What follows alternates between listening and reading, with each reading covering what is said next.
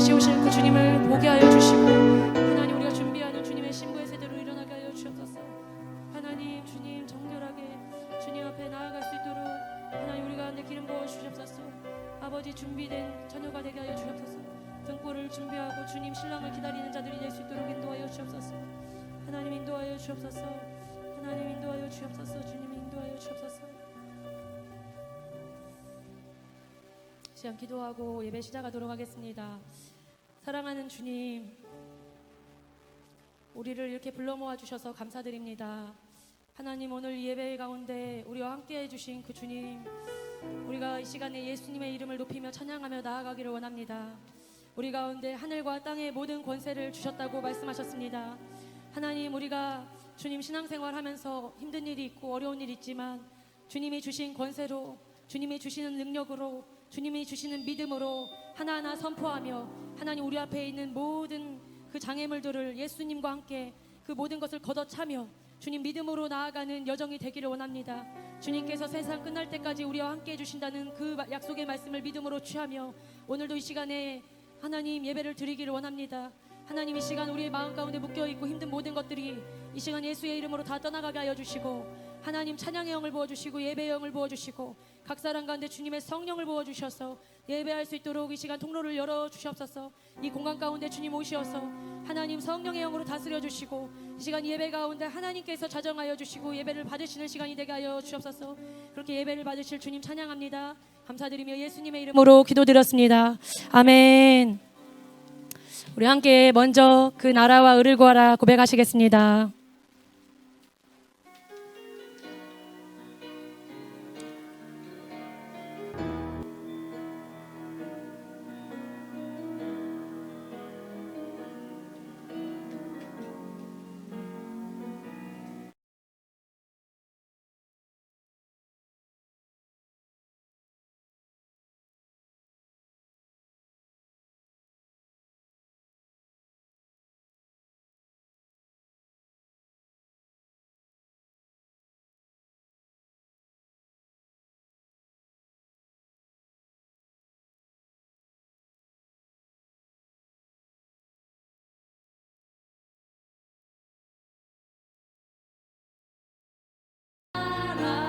의를 구하라.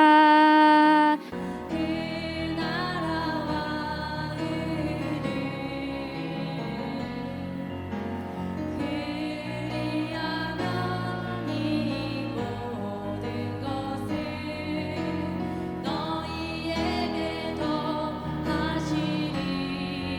사람이 떡으로만 살 것 아니요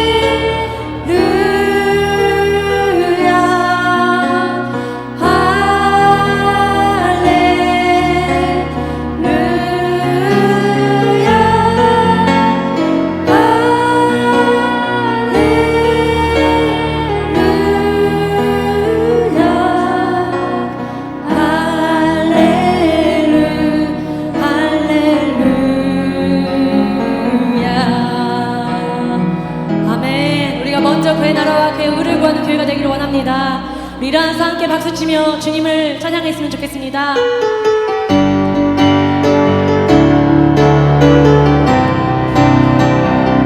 주 이름 찬양, 주 이름 찬양, 물에 강물 흐르는 묘한 땅에 살 때에 주님 찬양해.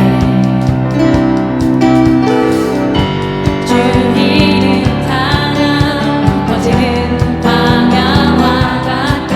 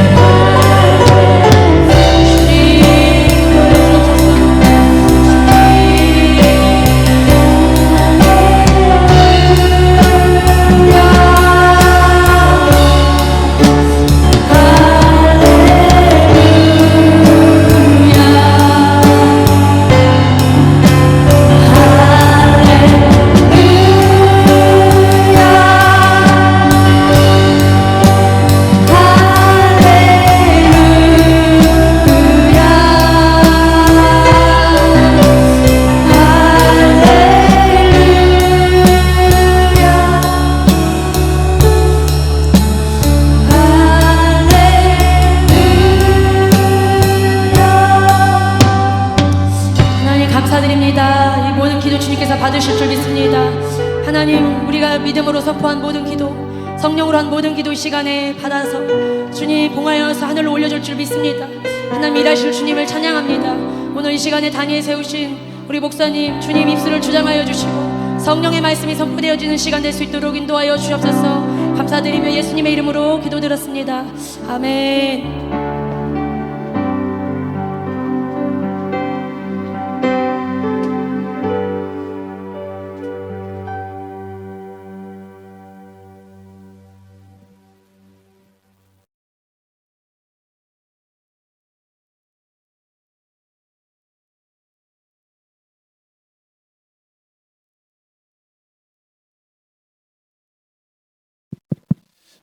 아멘. 오늘 우리 계시록 마지막 시간을 우리 하기 원합니다. 사실 우리 첫 시간에 또 그동안 이렇게 점진적으로 우리가 내용을 다 이미 나누었어요. 그래서 사실 오늘 하는 내용은 이미 한 내용인데 전체적인 정리를 하겠습니다. 그래서 왜냐하면은 이렇게 중간에 좀 빠지시거나 부득이한 일로 연결이 잘 안 됐거나 또 들었지만 조금 숙지가 안 된 그런 부분이 있을 수 있을 것 같아요. 그래서 제가 여기서 말씀드린 모든 거를 다 이해할 수 없어도 이거 정도는 알아야겠다 싶은 부분을, 그래서 전체적인 구조적인 부분 이렇게 마지막으로 체크를 하겠습니다. 그래서 우리가 구조를 이런 그 계시록의 특이한 구조가 있기 때문에 구조를 좀 이렇게 하면서 나중에 이렇게 읽으실 때, 요한계시록을 다시 읽으실 때 그런 구조를 어느 정도 눈으로 본다면 좀 헤매이지 않고 잘 갈 수 있다고 생각을 해요. 이건가?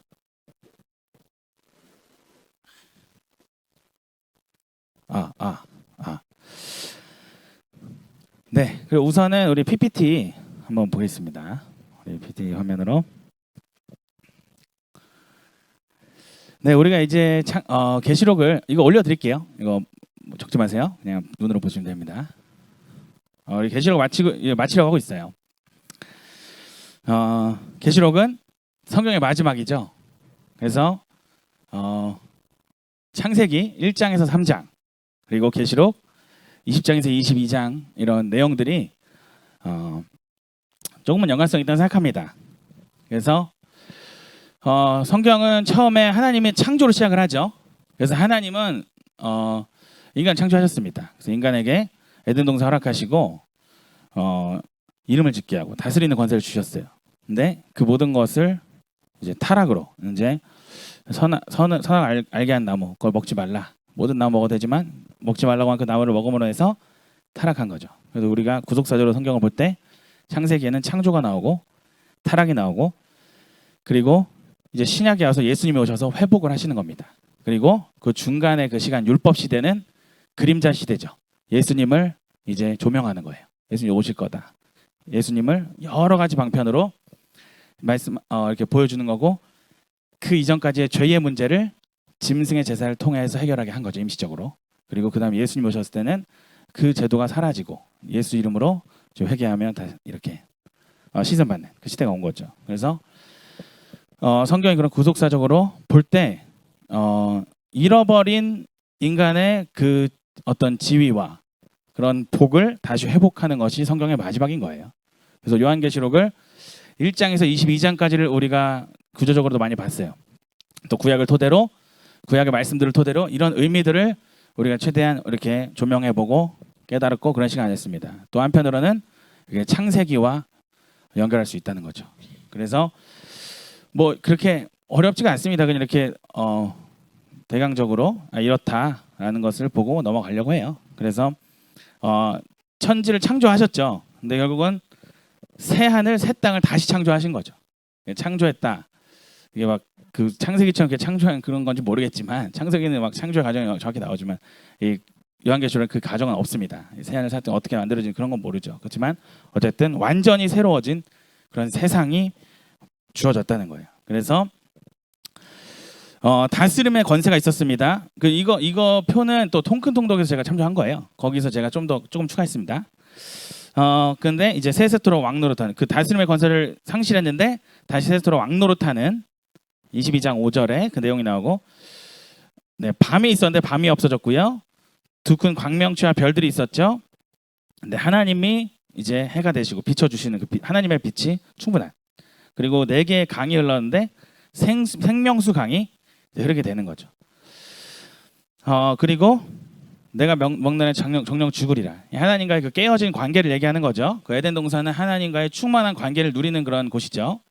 근데 그 지위를 잃어버린 거죠. 근데 이제 다시 사망이 없는 상황이 온 거죠. 그리고 사탄이 이렇게 인간을 이제 미혹하는 그런 속이고, 사탄이 영원히 사라지는. 그리고 뱀이 최초의 승리를 하죠. 근데 이제 어린 양 넘겨보실까요? 네, 어린 양이 이제 최후 승리를 하고, 또 너희 고통이 있을 것이다 했는데 더 이상 사망도 없고 애통하는 것도 있지 않고, 그래서 땅은 너로 저주를 받고 다신 저주가 없으며, 또 아담 안에서 생명나무 나아가는 길을 잃어버렸다. 지난번에 우리 확인했죠. 네, 그 생명나무 다시 회복되는 거죠.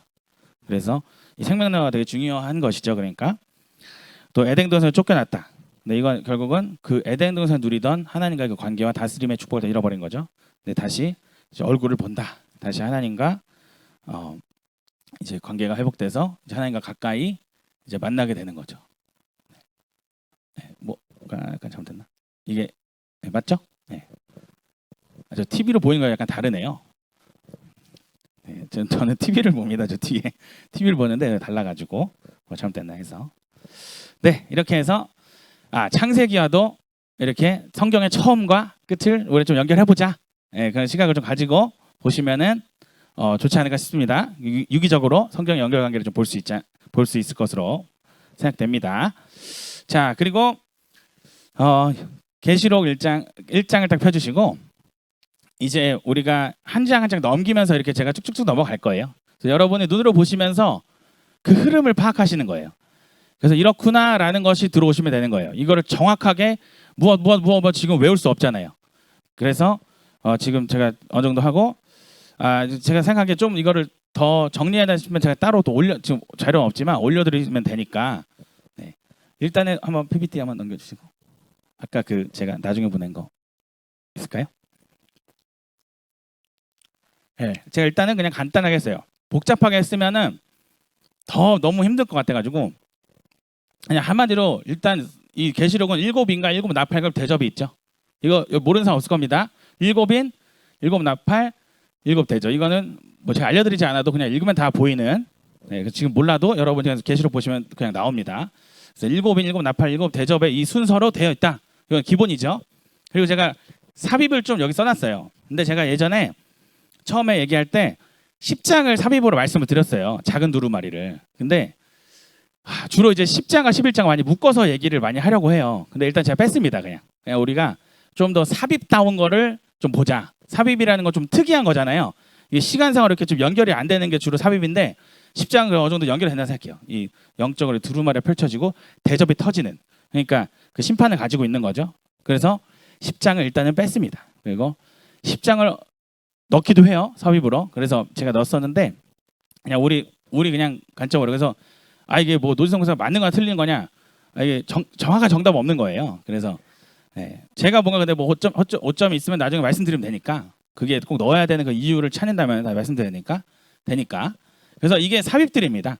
그래서 여러분이 이 삽입들을 잘 조심하면은 이렇게 계시록에 있는 데서 이제 문제가 거의 없을 거라 생각해요. 이 얘네들이 자꾸 이 흐름을 이제 갑자기 흐름을 확 바꿔주는 거예요. 그러니까 헷갈리는 거죠. 그래서 이 삽입들을 알면은 이제 알 것이다. 근데 뭐 삽입이라는 말 중요하지 않습니다, 여러분. 이 용어나 이런 것들은 또 우리가 삽입이랑 뭔가 이게 껴들어간 거여서 뭐 중요하지 않은 장이냐, 뭐 그런 게 아닙니다. 이 어떤 시간적인 순서를 깨는 경향이 있기 때문에 그거를 설명하고자 이렇게 삽입이란 용어를 쓸 뿐이에요. 자, 이렇게 삽입이라는 게 있다. 그래서 1장부터 22장까지의 계시록 말씀이 있고 중간중간에 뭔가가 이렇게 껴져 있다. 이런 것들을 지금 생각하시는 겁니다. 충분히 제가 지금까지 설명을 했지만 제가 마지막으로 다시 한번 설명드리는 거예요. 자, 먼저는 19절. 처음에 제가 이걸 했었어요. 19절을 한번 읽을게요. 근데 오늘 읽는 것도 그렇게 많이 읽지 않습니다. 그냥 오늘 같이 흐름을 마지막으로 파악하는 거예요. 네, 19절 한번 읽어보겠습니다. 시작. 그러므로 내가 본 것과 지금 있는 일과 장차 될 일을 기록하라. 네, 물론 오늘 이제 말씀드리는 그런 설명들은 이거과는 더 이제 그런 중요하고 더 어려운 설명이지만 이거는 그냥 기본적으로 계시로 이렇게 돼 있다는 거를 19절에 이런 의미다. 그래서 네가 본 것은 지금 1장에 나오는 예수님을 봤어요. 사도 요한이 지금 본 거, 네가 본 거. 그리고 지금 있는 일은 2장 3장에 이미 아실 겁니다. 2장 3장에 7 교회에게 보낸 7 교회 사자들에게, 천사들이죠. 천사죠. 각 교회에 천사가 있죠. 그래서 그 7 교회 7 사자가 있습니다. 그들에게 보낸 편지, 결국은 교회에다 보낸 거죠. 뭐. 그래서 지금 있는 일은 2, 3장에 그 교회에 대한 보낸 편지다. 이렇게 먼저는 구분을 하셔야 돼요. 이거 가장 기본적인 구분. 그리고 4장에서 22장까지는 쭉 장차 될 일. 그래서 우리는 주로 장차 될 일에 좀 많이 집중해서 이제 공부를 하는 겁니다. 했던 겁니다. 네, 그리고 제가 첫 시간에 말씀드렸던 그냥 환기만 시켜드릴게요. 제가 이렇게 다 찾고 하지 않겠습니다. 오늘은 환기시키고 다시 여러분 것으로 만드는 것을 좀 권면하고자, 좀 도움을 드리고자. 그래서 제가 처음에 했던 게 7년 대환란에서 얘기를 했습니다. 7년 대환란이 왜 7년 대환란인지, 70일에와 그 다니엘이 말한 그 한 일에, 남은 마지막 한 일에 대해서 말씀을 드렸어요. 그래서 이것이 마태복음 24장에도 나오고 데살로니가 후서 2장에도 나오고 다니엘서 9장 27절에도 나오고, 그래서 곳곳에 이런 그 마지막에 적그리스도의 등장에 해당하는, 적그리스도가 등장하면 후 3년 반이 시작되는 것을 알 수 있는 가장 대표적인 게 다니엘 9장 27절, 그리고 데살로니가 2장 3절 4절에 보면은 이렇게 멸망의 아들이란 표현이나 뭐 성전, 하나님의 성전에 앉아 자기를 하나님이라고 내세운다. 하나님의 성전에 앉아 자기를 하나님 내세운다. 적그리스도라는 거죠. 그리고 이 마태복음 24장에도 보면은 24장 15절에 선지자 다니엘이 말한 바 멸망에 가져간 것이 거룩한 곳에 선 것을 보거든. 그래서 적그리스도를 얘기한다. 또는 짐승을 얘기한다. 네, 그래서 그런 걸 말씀을 드렸습니다. 그리고 그 이후에 제가 항상 이 대원칙으로 세웠던 것이 재림이 한 번이고 그 한 번의 재림에 휴거가 있다. 그 원칙을 제가 함께 봤어요. 그 원칙을 가지고 보기를 원합니다. 그리고 그러니까 결국은 제가 말씀드린 거는 환란 전 휴거를 설명하려면 재림이 2번이어야 되니까. 왜냐하면 모든 휴거는 재림과 연관해서 재림과 휴거가 일어나기 때문에 결국 환란 전 휴거를 하려면 재림은 2번 일어나야 돼요. 그러니까 환란 전에 그러니까 그 환란 전에 휴거를 얘기하는 사람들은 대부분 유대인이 나중에 휴거한다고 얘기를 해요. 근데 그러려면 이방인의 휴거와 그 유대인의 휴거가 따로 있어야 되는, 그래서 재림이 2번 있어야 되는 그런 난점이 있기 때문에 제가 환란 후에 휴거가 있을 것이다라고 말씀을 드렸어요. 네, 그렇게 이해를 하시고, 그러나 혹 모르죠. 뭐 우리가 보지 못한 어떤 그런 성경 어떤 부분에 대해서 환란 전에 휴거가 있다면 참 좋겠죠. 그러나 그럼 너무 이렇게 쉬운 길을 가지 마시고 어려운 길을 항상 먼저 생각하세요. 먼저 생각하시고 이렇게 가시면, 또 우리가 그것을 절대 이길 수 없는 자라면은 너무 연약해서 우리 연약하잖아요. 그래서 그렇다면 하나님이 피할 길을 내지 않겠습니까? 하나님이 그 전에 먼저 데려가시던 복스럽게도 이렇게 복된 죽음으로 이렇게 데려가시던가, 뭐 아니면 정말 뭐 유대인들을 이렇게 도와주시지 우리를 어디 막 숨겨주셔서 하는 일이 있을 수도 있겠죠. 어떤 자들 근데 분명히 사로잡혀가고 죽을 자들이 있다는 거 성경에 나온다는 거죠. 네. 그런 자들은 또 그걸 감당할 수 있는 힘을 주신다는 거. 예. 그래서 먼저 1장 19절에서 우리가 간단하게 봤고, 제가 처음에 또 이런 말씀들을 드렸어요.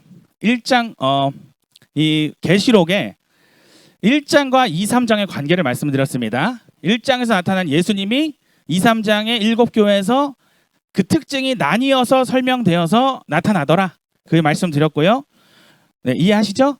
1장에 나타난 예수님에 대한 그 서술이 있어요. 긴 서술이 있는데 그 묘사가 있습니다. 그것이 2, 3장에 7 교회 나뉘어서 묘사가 된다. 7 교회 다 예수님이 이렇게 말씀하시는 건데 그거 말씀드렸었고요. 또 2, 3장에 나타난 그렇고요.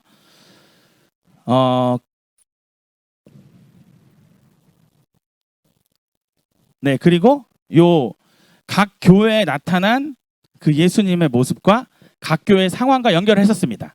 그래서 예수님의 그 특징이 다 내어 나오는데 그 예수님의 특징이 보니까 그 교회 상황과 맞아 떨어지더라. 그래서 그런 특징들이 이렇게 설명이 되어 있는, 예수님 모든 특징을 가지고 계시지만 이 교회 편지를 쓸 때 이런 자기 어떤 모습들 중에 이런 모습을 얘기하시면서 권면을 하시는 거예요. 그 교회 상황에 맞춰서 이 특징이 조금 바뀌더라. 그렇다고 뭐 예수님이 바뀌었다 이런 게 아닙니다. 그냥 이 편지의 강조점이 그렇다. 그런 거 말씀드렸고, 그리고 2, 3장과 21장, 22장의 관계를 말씀드렸어요. 거기서 이기는 자들에 대한 그 묘사들, 이기는 자, 이기는 자, 이기는 자, 이기는 자 7번 나오죠? 기억하시죠? 네, 여러분 여기서 굉장히 당연하다는 듯이 이렇게 끄덕끄덕, 당연하다는 듯이 끄덕끄덕 해주셔야 제가 마음 편하고 오늘 쉽게 그냥 넘어갈 수가 있습니다. 여러분이 이 정도는 알고 가셔야 될 것 같아요. 이 디테일한 거는 좀 까먹을 수도 있고 뭐 그런 건데, 자, 그래서 2, 3장에 그래서 제가 여러 번 얘기하는 거예요. 자꾸 2, 3장에 나온 그 이기는 자에 대한 거. 이기는 자 어떤 자면 너무 중요해요. 여러분 이기는 자가 되는 게 되게 중요해요. 회개하는 자고 귀가 있는 자예요. 성령이 귀 있는 자, 성령이 교회에 하신 말씀을 듣는 자, 그들이 이깁니다. 그리고 자기를 고치는 자, 회개하는 자. 근데 이기는 자인데, 이기는 자가 이러한 것을 받으리라 7번 나와요.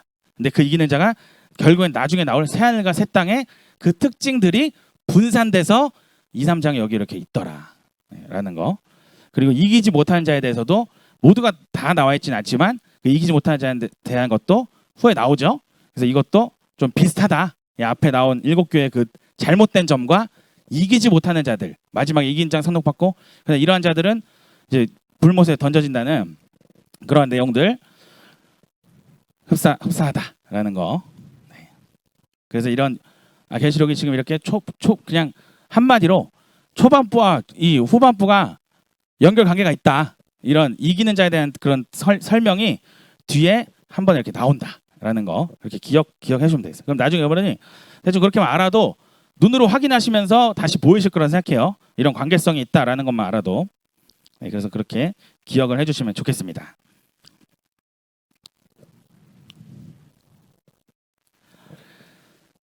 예, 그렇게 되고요.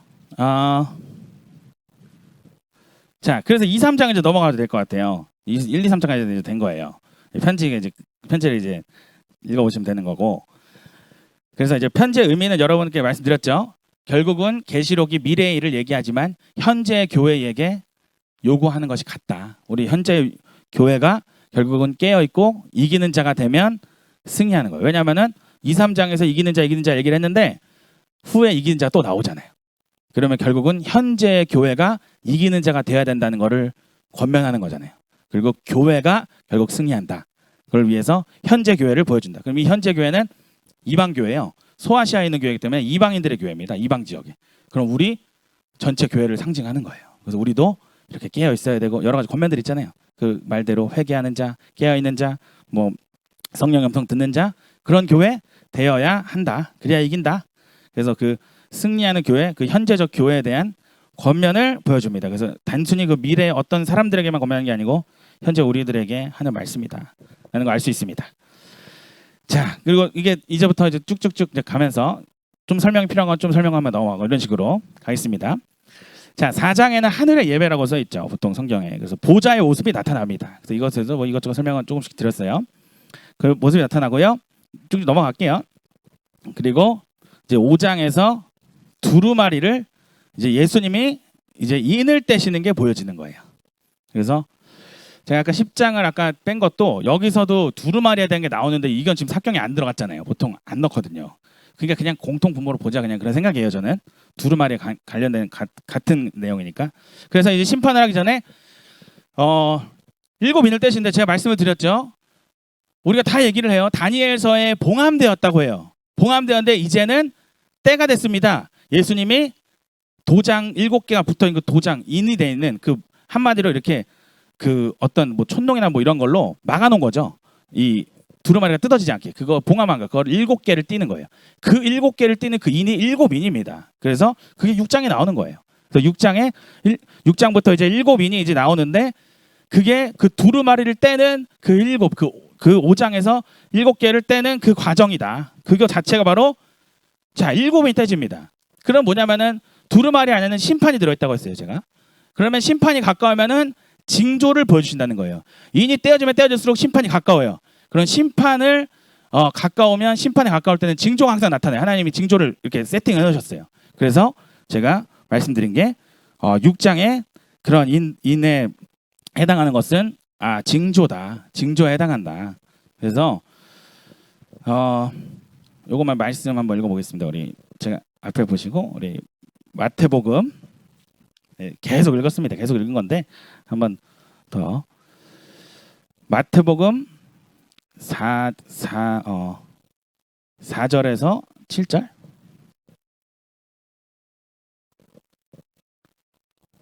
예. 마태복음 24장. 24장이죠. 뭐 마태복음 여기서 어딜 찾겠습니까? 24장. 감사합니다. 24장 4절에서 8절까지 읽어도 좋겠어요. 8절까지. 여기 펴주셔도 되겠어요. 제가 아까 지금 어떻게 알려줬는지 기억이 안 나네요. 이미 알지만 그래도 한번 읽겠습니다. 시작. 예수께서 대답하여 이르시되 너희가 사람의 미혹을 받지 않도록 주의하라. 많은 사람이 내 이름으로 와서 이르되 나는 그리스도라 하여 많은 사람을 미혹하리라. 난리와 난리 소문을 듣겠으나 너희는 삼가 두려워하지 말라.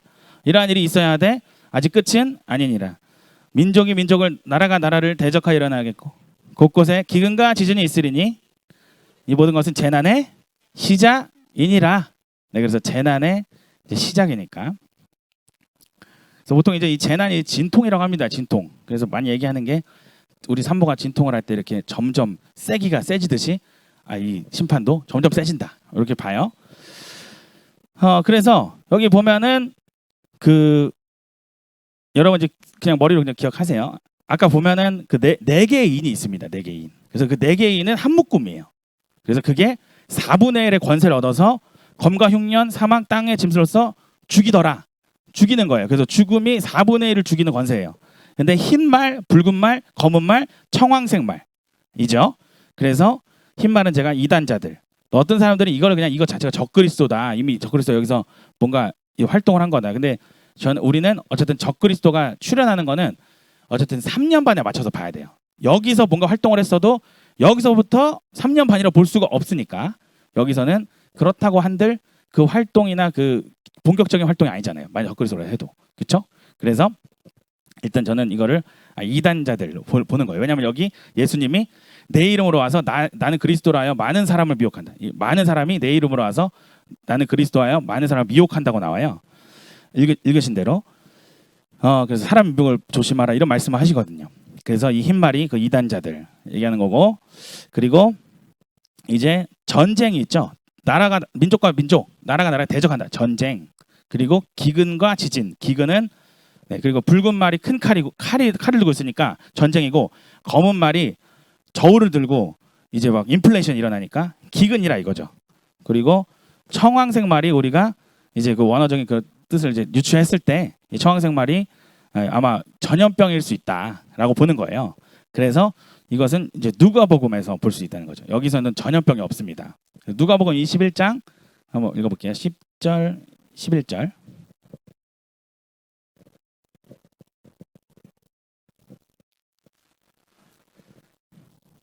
읽어보겠습니다. 시작. 또 이르시되 민족이 민족을 나라가 나라를 대적하여 일어나겠고 곳곳에 큰 지진과 기근과 전염병이 있겠고 또 무서운 일과 하늘로부터 큰 징조들이 있으리라. 그래서 여기서는 전염병이다. 그리고 제가 그때 당시 설명했던 게 그거예요.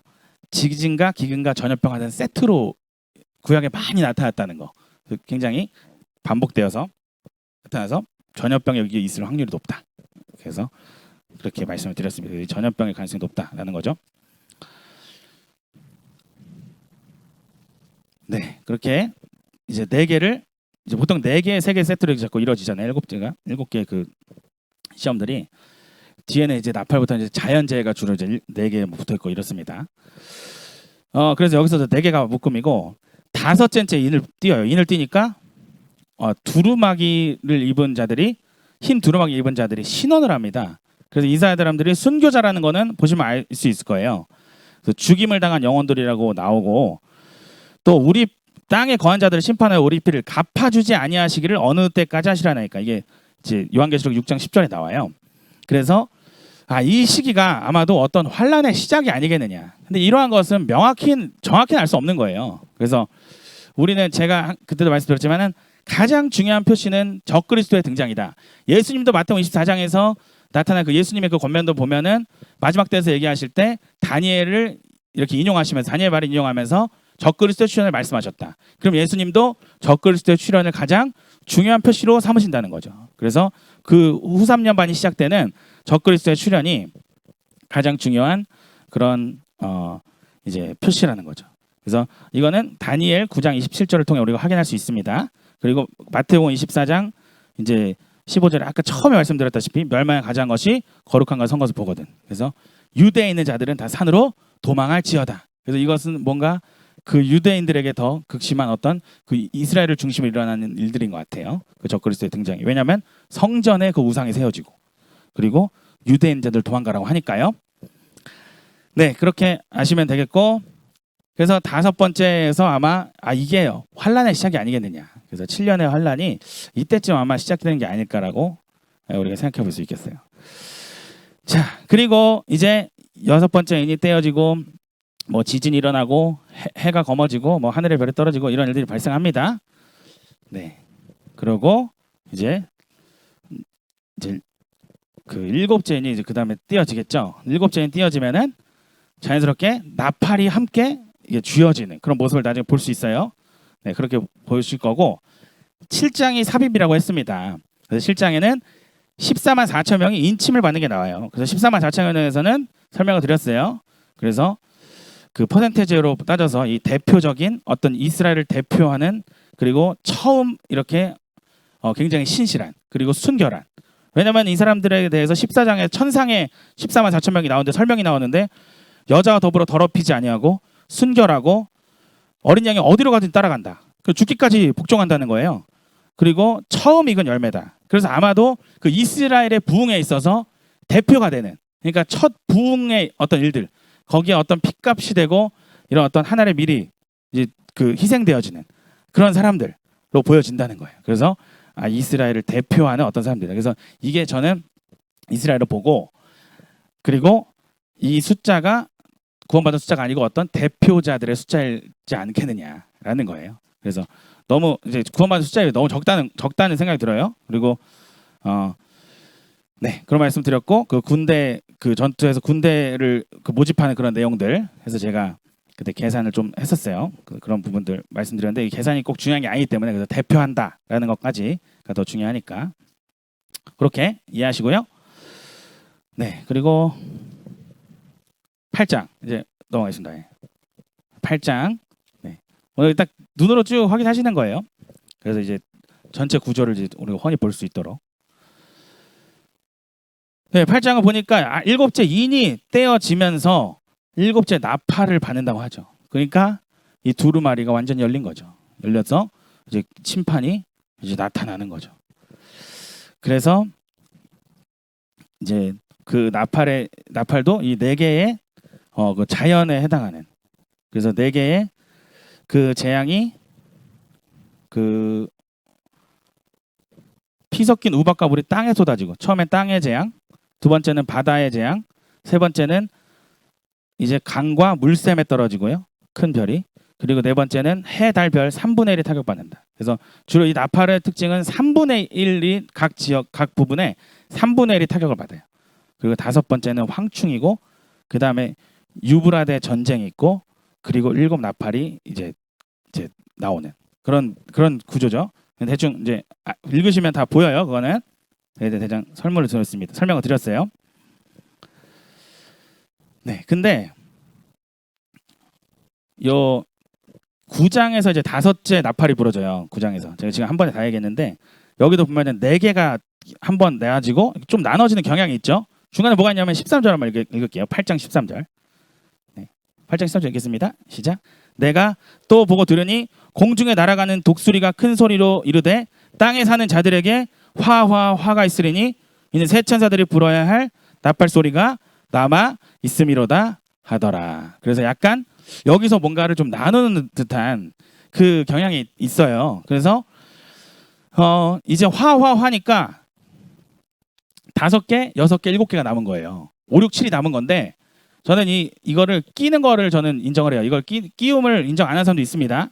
근데 7번째 인도, 7번째 나팔이 껴 있다는 거죠. 7번째 인이 띄어지면 이걸 나팔이 펼쳐져요. 그리고 7번째 그 나팔이 펼쳐지면은 부러지면은 대접이 펼쳐지는 거예요. 그래서 저는 결국은 남아 있는 모든 재앙을 말한다는 거죠. 그래서 그 대접까지의 그 재앙, 남아 있는 재앙 중에 나중에 이제 예수님이 직접 오셔서 하는 거 빼고 그래서 화. 그러니까 5번째 나팔, 6번째 나팔, 그리고 7 나팔인데 결국은 7 대접. 그죠? 7 대접. 그래서 화. 그래서 여기서 뭔가 좀 나눠지는 경향이 있다. 그래서 보니까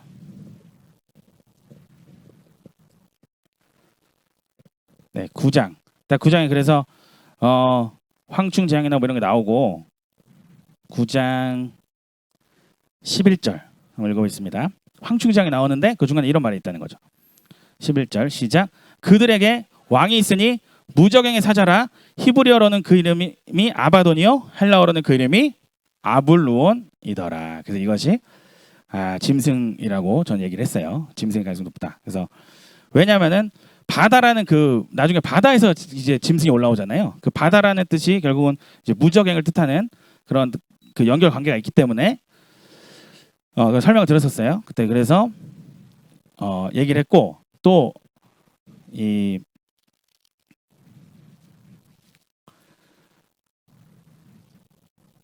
예를 들어서 11장 7절 한번 읽어볼게요. 약간 넘어가겠습니다. 잠깐 넘어갔다 다시 설명할게요. 11장 7절 네 시작.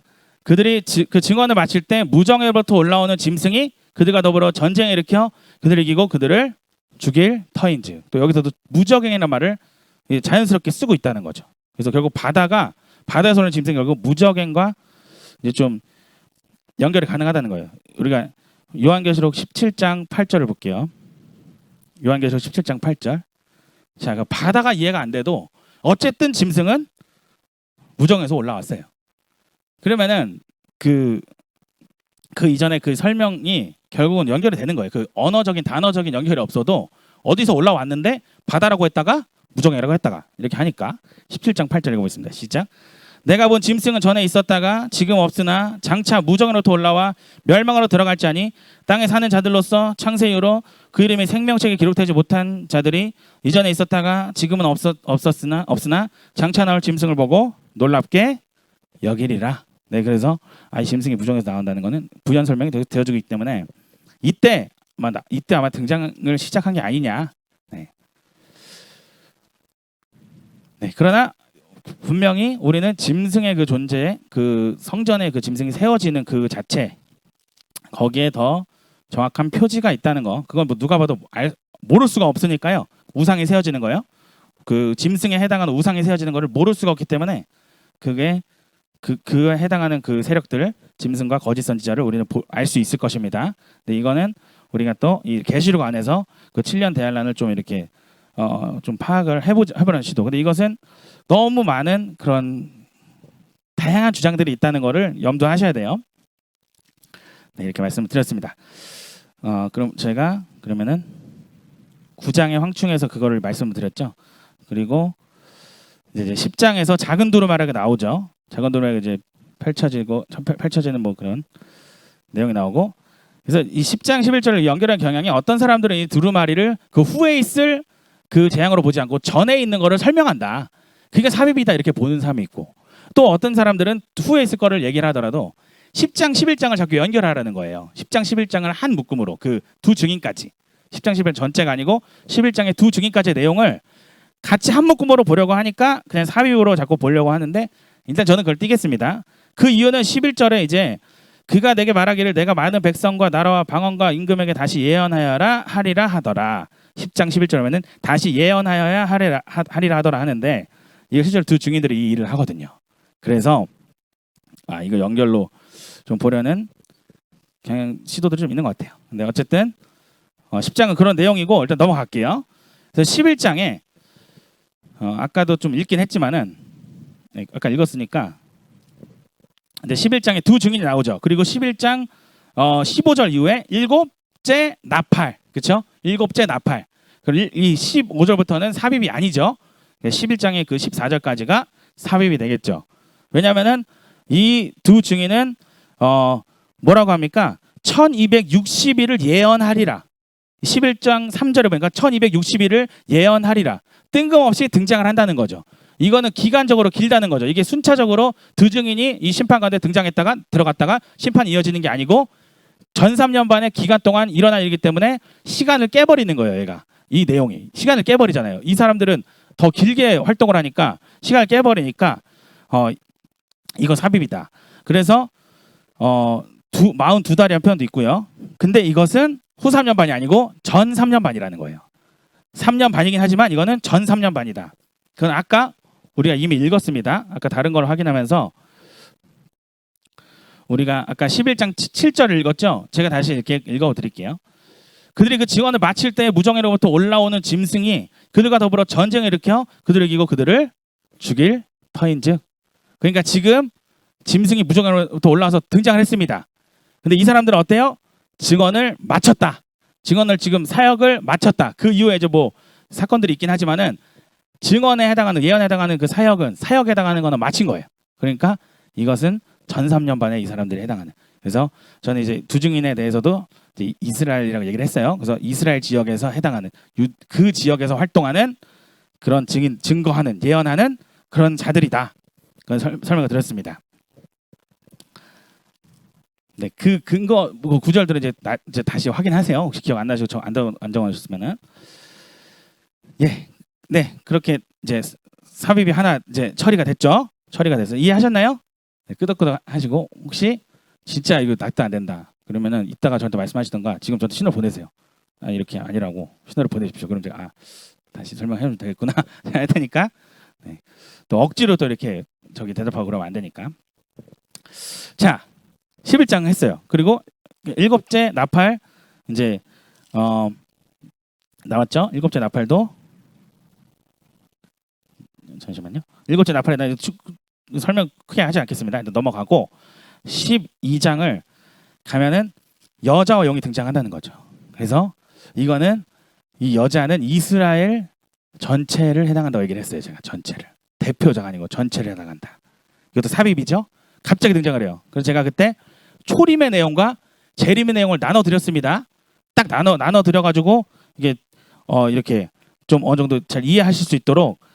그래서 갑자기 이제 이 예수님이 예를 들면 4절에 보면은 해산을 하려는데 아이를 삼키고자 하더니 여자가 아이를 낳았습니다. 근데 장차 철장으로 만국을 다스릴 남자가 그 아이를 하나님과 보좌 앞으로 올려가더라. 그래서 올려가더라. 그러니까 승천을 하신 거예요. 갑자기 승천하십니다. 그래서 이게 많이 생략돼 있지만 이 초림의 일을 아주 간단하게 정리해 놓은 거다. 그래서 이때도 그 용이 이렇게 하려고 했다는 거를 알려주는 거고 또 이 시점에 바로 이 아마도 요 재림의 이 시점에서 아마 이것이 중간이라고 봐요. 이 7년의 중간이라고 봅니다. 이 사건은. 그래서 이 하늘의 전쟁이 있다는 거죠. 이 7절부터 하늘의 전쟁. 이것이 7년 중에 이 중간쯤에 해당하는 걸로 봅니다. 그래서 이 전쟁이 있고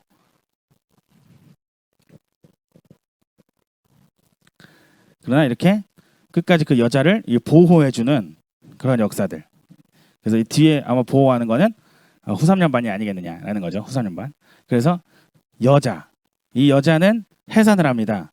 결국은 이스라엘의 그 혈통으로 봤을 때 예수님이 나오기까지 수많은 자들이 계속 해산의 고통을 감당한 거죠. 그리고 그 대가 끊길 뻔하기도 했지만 그것이 계속 이어졌어요. 그래서 이 여자가 결국은 이스라엘 그 혈통적 이스라엘 뜻할 것이다. 그래서 이 여자를 이렇게 보호해 주시는 그 모습들을 우리가 확인할 수 있습니다.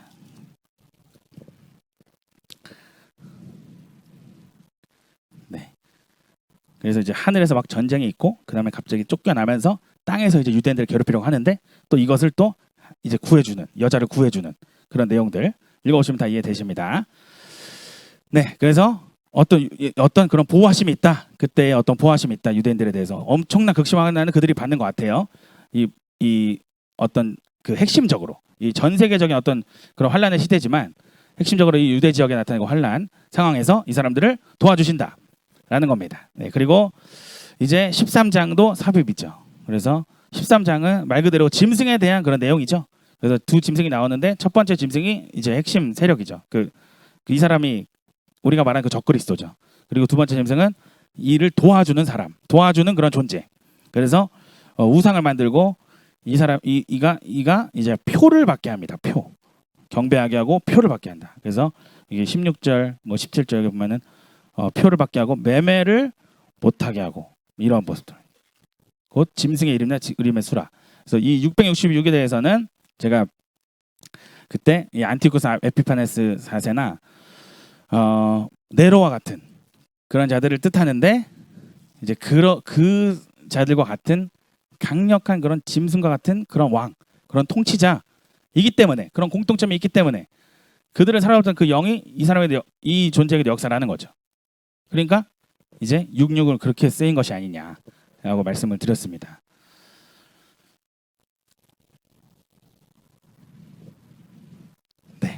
네, 그래서 넘어가겠습니다. 그래서 14장에는 또 이것도 약간 삽입이라고 할 수 있는데 천상에 있는 14만 4천 명이 나오고요. 세 천사가 한마디씩 말을 해줍니다. 그래서 한 천사는 하나님께 영광을 돌려라. 또 한 천사는 바벨론의 멸망에 대해서 이게 그 옳은 일이라는 그런 어떤 고백을 하는 거고 바벨론 멸망에 대해서 얘기하라고요.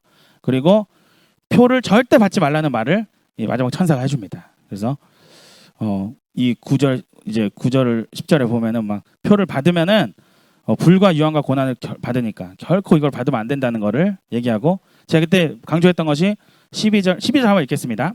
14장 12절 시작. 성도들의 인내가 여기 있나니 그들은 하나님의 계명과 예수에 대한 믿음을 지키는 자니라. 그래서 계시록에서 이 부분을 강조한다는 거예요. 인내와 믿음을 여기서 이제 발휘하기를 하나님 원하신다. 그래서 그걸 알려주고 계세요. 그래서 이 부분을 강조하신다. 표에 대한 거를 계속 강조하신다. 네, 그리고 여기서 이제 마지막 수확 이제 곡식 추수가 있고 마지막 곡식 추수가 있고 마지막 포도 추수가 있는 거죠.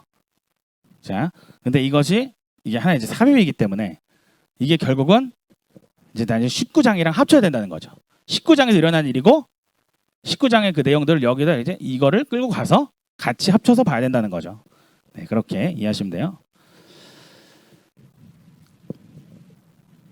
네, 그래서 곡식 추수는 알곡들을 추수하는 거고 포도 추수는 가라지들.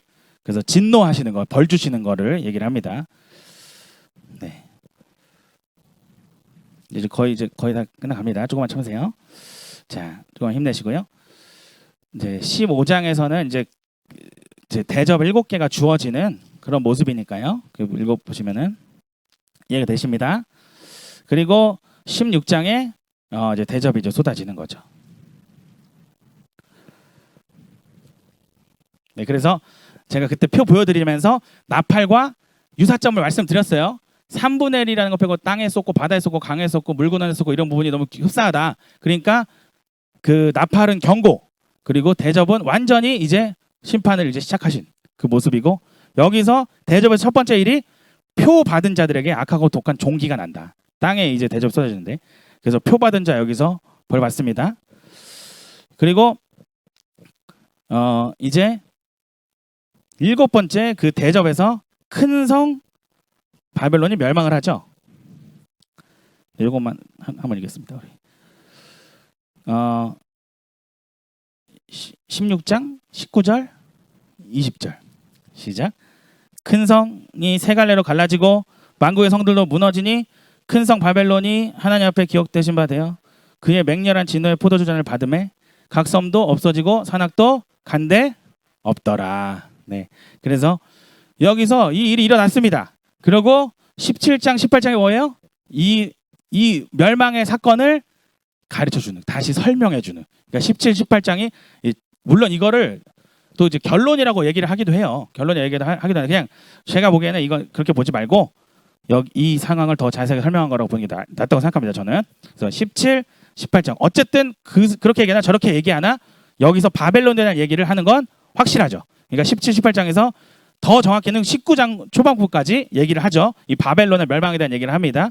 그래서 이제 음녀, 또 큰 성 이런 바벨론에 해당하는 그래서 이제 그런 이제 음료에 대한 것도 제가 여러 가지 측면으로 얘기해 드렸어요. 그래서 일단은 도시라는 걸 말씀을 드렸고 도시에 이게 실제 지도자가 있는지 없는지 정확히는 모르지만 그래서 우리가 그 도시에 해당하는 뭐 뉴욕이나 그런 정말 그 사치하는 그 도시일 수 있고 또는 정말 저런 우리가 뭐 교황청 얘기하는 그 바티칸 시티와 같은 그런 존재. 그래서 거기서는 아마 교황의 그런 음료가 되는 인격체로서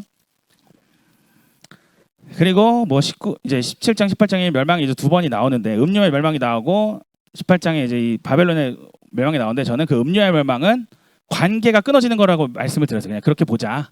그래서 그냥 하나의 바벨론을 그냥 보고 그 음료에 해당하는 그 부분 주로 이런 정치적이고 종교적인 부분이고 이제 18장은 거의 경제, 사치, 경제에 해당하는 그런 것처럼 완전히 무너지는 그런 모습이라고 말씀을 드렸어요. 네.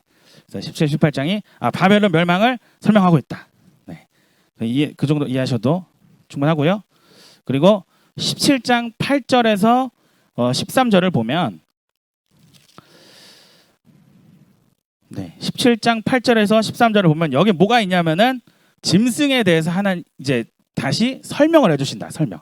그래서 이제 천사가 이 비밀을 알려주는 거죠. 네. 정확히 7절부터 나오네요. 7절에 내가 여자와 그 같은 7머리와 10뿔을 가진 짐승의 비밀을 내게 이르리라. 근데 이 비밀을 알려주는데 우리는 이걸 읽으면 어떻게 돼요? 더 헷갈려. 이걸 읽는데 더 헷갈려. 그렇죠? 그래서 이것을 이제 결국 이 설명을 이제 해석하기 위해서 저는 이 다니엘서를 이제 가져와서 다니엘서 나타난 그 짐승의 그 모습과 연결을 해서 말씀드렸어요. 그래서 그 7산을 로마로 보기도 하지만 7머리 7산을 로마로 보기도 하지만 그 7머리를 저는 제국의 역사로 보았습니다. 제국의 역사로 보았고 여기서 11절에 8째 왕이라는 표현을 써요. 여기 이제 나타난 그 짐승이 8째 왕이다. 그래서 저는 이것이 작은 뿔이고 작은 뿔 다니엘에 나타난 작은 뿔이고 나중에 이제 작은 뿔이 다른 새 왕을 이제 부러뜨리고 이제 탁 이제 독점을 하듯이 확 나타나거든요. 강력하게. 그러니까 그렇게 나타난 그 8장 아마 작은 뿔일 것이고 이 8장은 아마도 그리고 10뿔은 열국, 열왕 그 열국의 체제 연합체 국가 연합체고 그 연합체가 있었는데 거기서 8장에 한 번 더 등장하는 거죠. 예를 들어 그 네로나 그 안티쿠스 에피파네스 4세 같은 그런 존재가 이때 독립적으로 강력하게 독재적으로 나타나는 그래서 8제라고 이제 본다. 그래서 7 중에 속했다는 거는 그런 뜻이다. 그 7 중에 있었던 그런 그 에피파네스 같은 그런 사람 그런 자에게 역사했던 그 영이 이 왕에게 역사를 하는 거죠. 네, 그렇게 해서 거기 속했다가 이렇게 오는 걸 얘기를 했습니다. 네, 이해되셨을 것 같고요. 네, 이제 19장 가고 이제 삽입 다 설명한 거예요. 이제 삽입 없습니다. 이제 삽입 이제 편해요. 19장 보시면 그냥 쭉 보면 됩니다. 어린 양 혼인 잔치 그리고 백마를 탄 자가 오시는데 이게 예수님의 재림이고요. 그리고 짐승과 거짓 선지자가 여기서 멸망을 합니다. 네, 그렇죠? 그래서 아까 어린 양의 혼인 잔치는 곡식 추수 그리고 백마를 탄 자가 이 전쟁을 행하시는데 이 짐승과 거짓 선지자를 멸망시키는 이 부분이 15절에 보면은 전능하신 하나님의 맹렬한 진노의 포도주 틀을 밟겠고 그러니까 포도를 추수하는 것이 포도주 틀을 밟으셔서 진노로 이렇게 그 심판하시는 그 내용이다. 그래서 14장에 나온 그 내용이 여기서 실현이 됐다. 그리고 제가 여기 그 곡식 추수에 해당하는 어린 양 혼인 잔치를 휴거에 해당한다고 말씀을 드렸어요. 그렇죠? 휴거에 해당한다. 여기가 휴거일 것이다. 라고 말씀을 드렸습니다.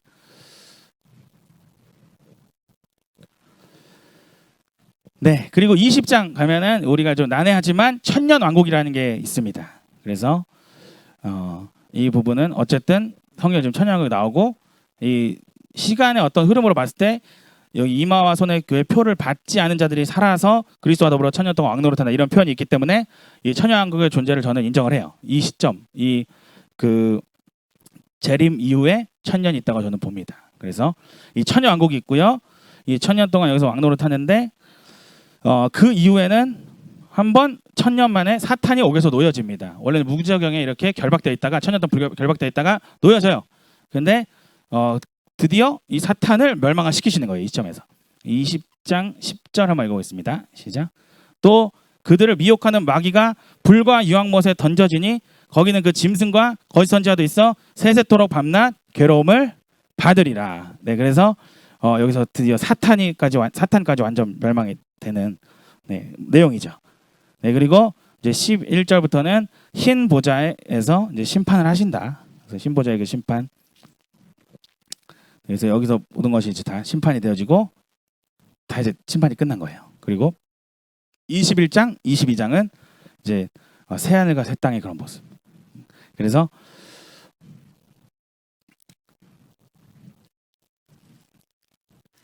22장 5절까지, 그러니까 21장에서 22장 5절까지 그게 이어지는 거예요. 새 하늘과 새 땅, 그리고 새 예루살렘, 그 내용이 새 예루살렘에 해당하는 내용이 22장 5절까지 되고 이제 6절부터는 마지막 그런 권면의 말들, 네, 그렇게 나오는 거죠.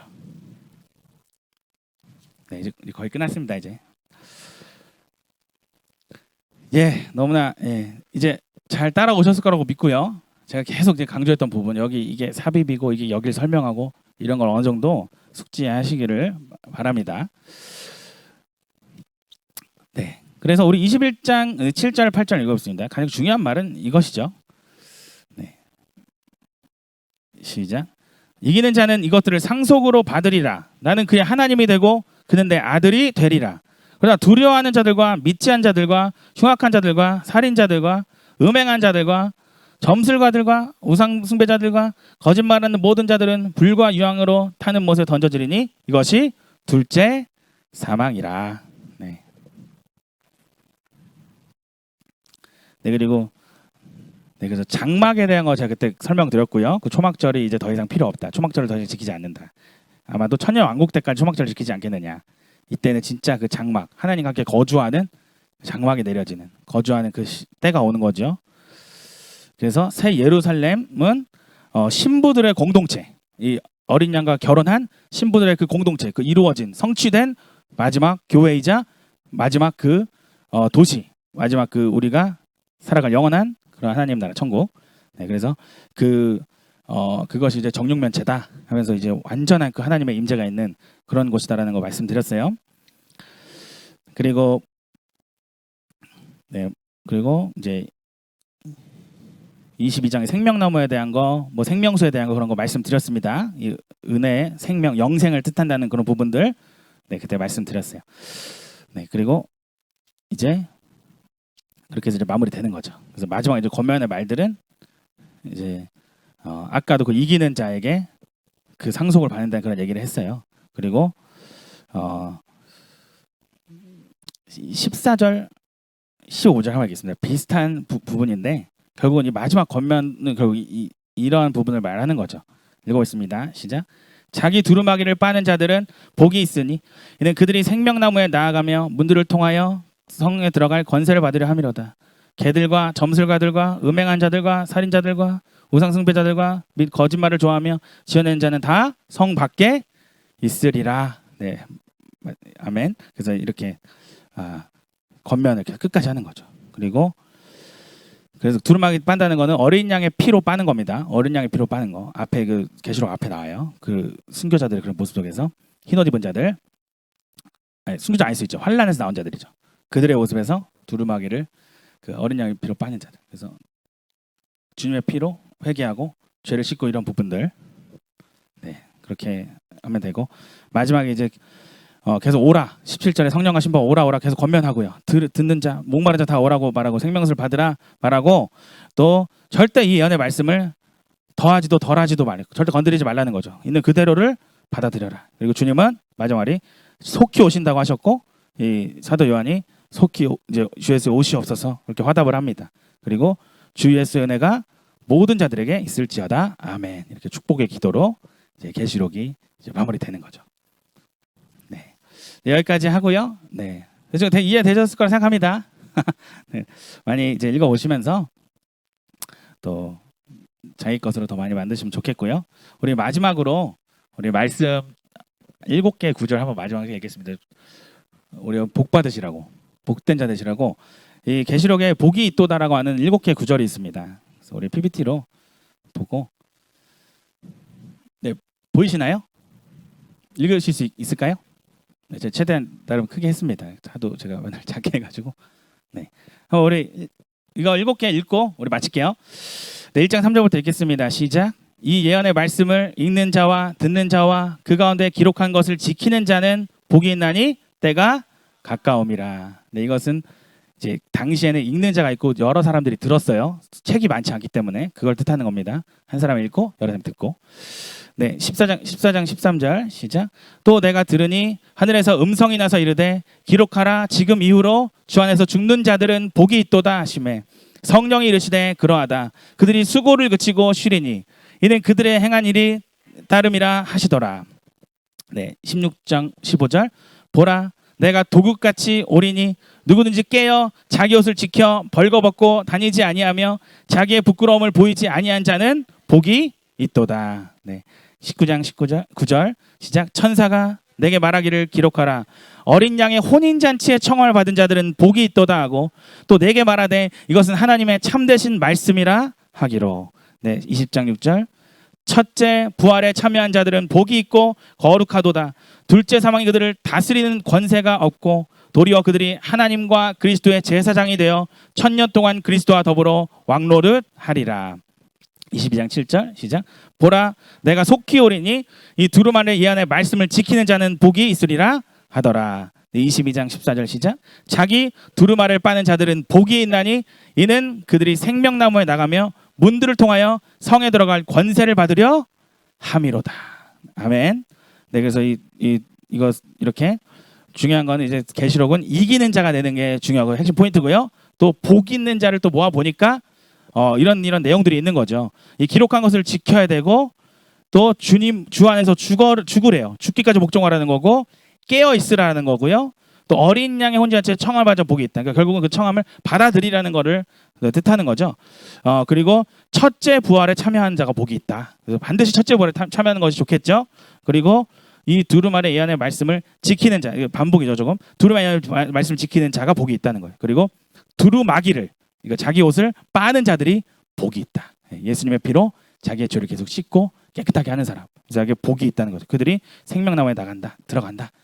문으로 통하여 성에 들어간다. 이렇게 아시면 되겠습니다. 그래서 또 7이라는 숫자가 또 많이 등장을 하죠. 심판도 7개씩 있고 만전을 뜻하는. 그래서 7개도 복이 있다는 구절이 있습니다. 그래서 이렇게 해서 우리 계시록을 마치도록 하겠습니다. 우리 하나님께 한번 감사했으면 좋겠습니다. 네, 항상 감사해야 되지만 요한계시록이 워낙 어렵고 그래도 뭐 어느 정도 우리가 이 정도만 숙지해도 충분히 많이 도움이 될 거라고 생각이 듭니다. 그래서 여러분에게 이 시대를 분별하고 정말 이 복된 자, 또 이기는 자가 되시기를 바랍니다. 네, 이 시간 우리 함께 기도하겠습니다.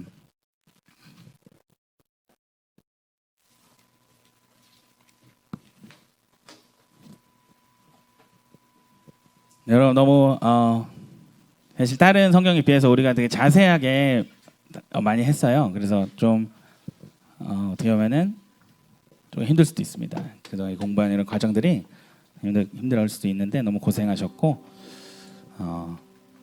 이 말씀이 다 성령 역사를 통해 이미 우리 것이 되었습니다. 그리고 더 많은 것들을 앞으로 하나님 확장시켜 주실 줄 믿습니다. 시간 기도하실 때에 두루마기를 빨라고 합니다. 이 성경에서 이 교회사에서 이 기독교 전체의 역사, 또 구약의 모든 역사 중에 항상 가장 불쌍한 자들은 교만한 자들이에요. 우리는 결코 그런 불쌍한 자가 돼서는 안 됩니다. 교만한 자. 그러니까 자기의 이 옷을 씻는 자들은 너무 간단하죠. 우리가 봤을 때는 당연히 나도 회개하고 당연히 나도 맨날 하나님께 잘못했다 하고 죄 안 짓기를 바라거나 그러는데, 근데 정말 그 죄를 싫어하고 정말 그 내 안에 그 들어있는 그 악한 마음들을 거부하고 정말 주님이 내가 하고 싶은데 하는 것이 아니고 정말 주님이 원하시는 길을 가는 거. 좀 어떻게 보면 그냥 인정하면 끝난 일이지만 이것이 그렇게 잘 이루어지지가 않더라는 거죠. 그래서 하나님의 심판이 있을 때, 하나님 경고가 있을 때에도 스스로 지혜롭다, 스스로 의롭다, 스스로 선하다, 스스로를 높이는 자들이 결국 그 심판을 다 맞았습니다. 마지막 때에도 마찬가지입니다.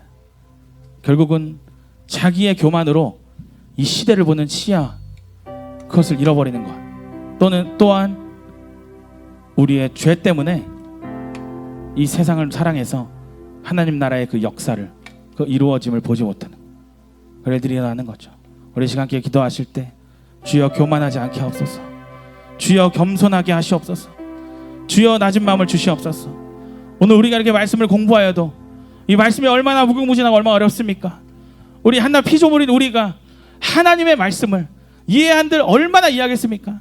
우리는 그저 승리하기 위해서 주님이 열어주시는 만큼을 알 뿐입니다. 주님 교만하지 않게 하시고 더 겸손해서 더 기쁜 하나님의 말씀을 깨닫게 하옵소서.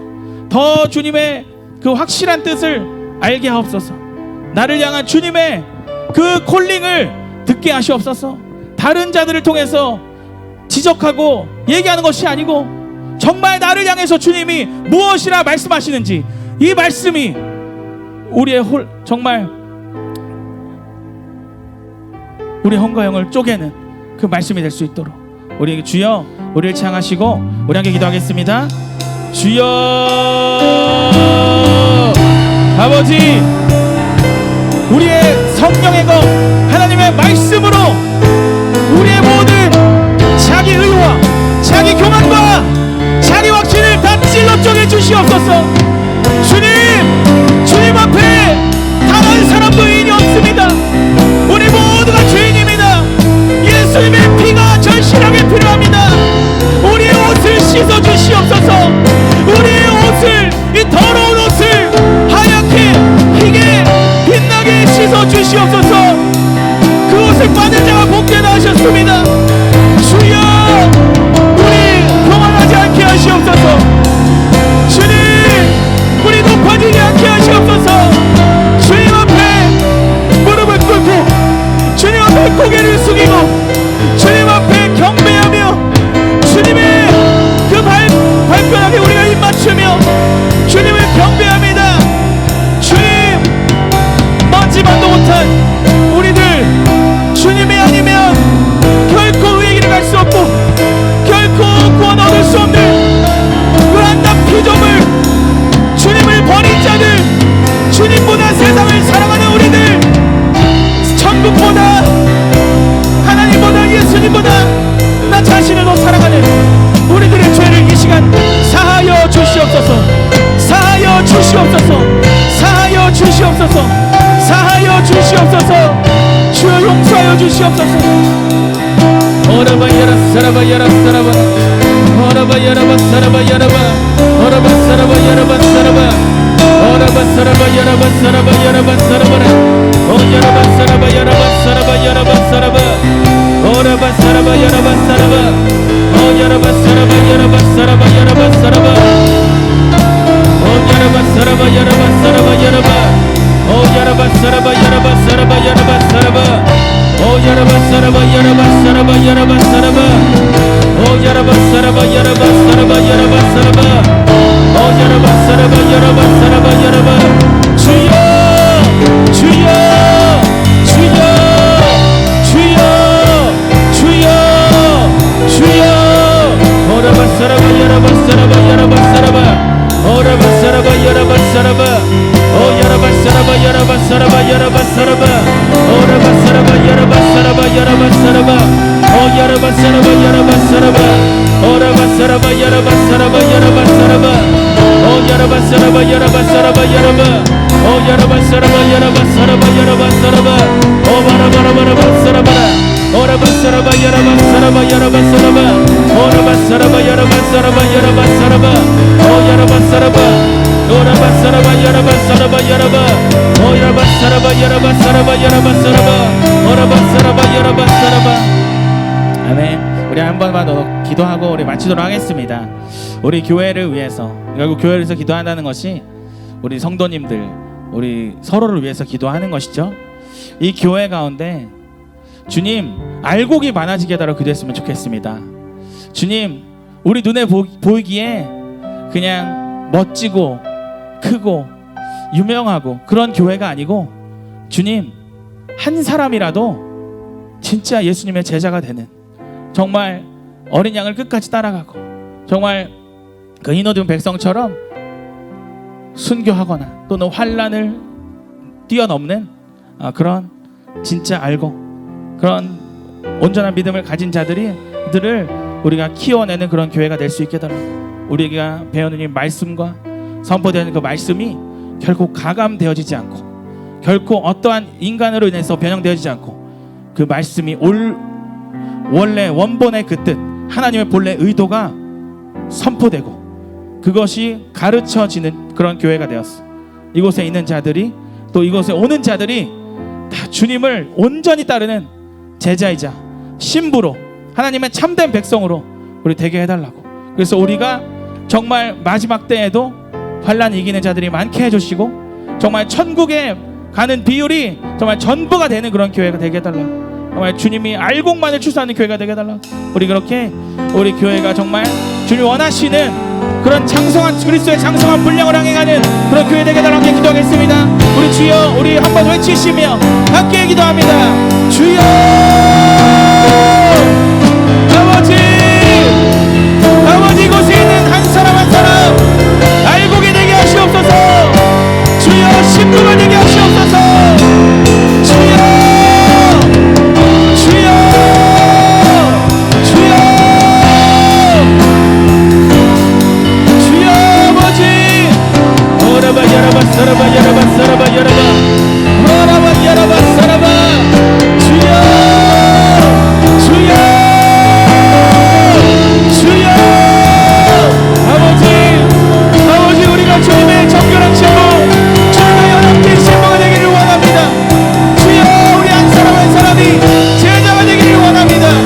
자기의 목숨보다 예수님을 더 사랑하는, 자기의 생명보다 예수님을 더 사랑하는 진짜 예수님의 제자, 죽기까지 복종하는 자기 십자가 감당하는 주여 그런 주님의 자녀, 주님의 충성된 종이 되게 하여 주시옵소서. 이 시간 그 예수님의 마음이 부어질지어다. 이 시간 주님이 원하시는 그 믿음의 분량, 그 마음이 부어질지어다. 그 마음이 우리 가운데 부어질지어다. 그 마음이 우리 가운데 부어지고 그 마음을 우리가 받아들이게 하여 주시옵소서. 이 시간 예수 이름으로 명하노니 모든 반쪽짜리 믿음, 모든 반쪽짜리 믿음은 다 떠나갈지어다. 모든 1% 모자른 믿음, 10% 20% 모자른 믿음 예수 이름으로 명하노니 이 시간 다 떠나갈지어다. 오직 우리에게 온전한 믿음 허락해 주십시오. 우리 온전한 사랑 허락해 주십시오. 주여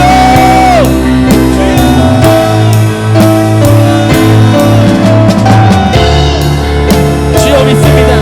오라바 야라바 사라바 오 야라바 사라바 야라바 사라바 오 야라바 사라바 야라바 사라바 야라바 오 야라바 사라바 야라바 사라바 오 야라바 사라바 야라바 사라바 오 야라바 사라바 야라바 사라바 야라바 오 야라바 사라바 야라바 오 야라바 사라바 야라바 사라바 야라바 오라바 사라바 야라바 사라바 야라바 오라바 사라바 야라바 오라바 사라바 야라바 사라바 야라바 사라바 야라바 오라바 사라바 야라바 사라바 야라바 아버지여 아버지여 주여 오라바 사라바 야라바 사라바라 오라바 사라바 야라바 사라바라 오라바 사라바 야라바 사라바라 오라바 사라바 야라바 사라바라 오라바 사라바 야라바 사라바 야라바 사라바 야라바 오라바 사라바 야라바 사라바 오라바 사라바 오라바 사라바 야라바 사라바 주여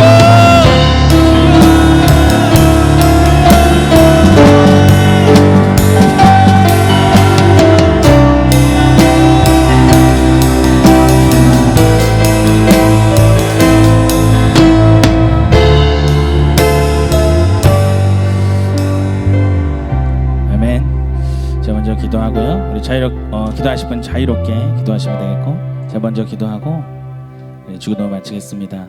살아계신 주님, 우리 주님께서 우리를 위해 그 처참한 십자가에 달려 돌아가셨습니다. 그리고 우리를 위하여 다시 사셨습니다.